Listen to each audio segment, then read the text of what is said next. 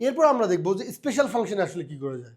Special function, special কাজ করা, যেমন আপনি ব্রেক বুস্টার চেঞ্জ করছেন, আপনি ক্যালিব্রেশন করতে হবে, এটা স্পেশাল ফাংশন। অথবা ক্যালিব্রেশন, কোডিং, প্রোগ্রামিং এই রিলেটেড যে কাজগুলো হয় এটা স্পেশাল ফাংশনে গিয়ে করতে হয়।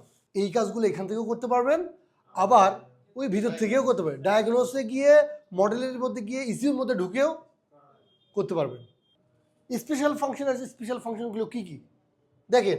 একটা ABS bleeding, ABS brake fluid change করবার আমরা ব্লিডিং করি না ম্যানুয়ালি। সো সম্পূর্ণ ফ্লুইড চেঞ্জ যদি আপনি ফেলা দেন, তাহলে যে এবিএস মডেলের মধ্যে যে সিলিন্ডার সেটার মধ্যে তো আপনি পাম্প করে ঢুকাইতে পারবেন না ফ্লুইড। আচ্ছা, adaptive front lighting system, AFS calibration করতে হয়। কিছু কিছু গাড়ি আছে না যে স্টিয়ারিং ঘুরে আলো ঘুরে যায়, this call AFS technology, adaptive front lighting system.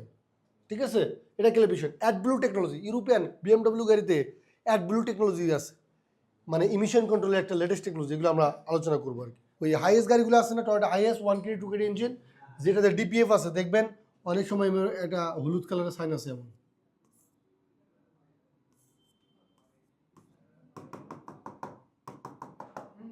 দেখছেন, এটা যদি জ্বলে ওঠে তাহলে গাড়ি কিন্তু ক্যালিব্রেশন মানে অ্যাক্সেলারেশন নেবে না।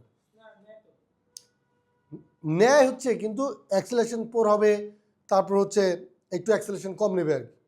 এটা যদি জ্বলে ওঠে আপনাকে ডিপিএফ রিজেনারেশন করতে হবে, সেই প্রসেস ডিপিএফ রিজেনারেশন মধ্যে আছে। ঠিক আছে, আচ্ছা।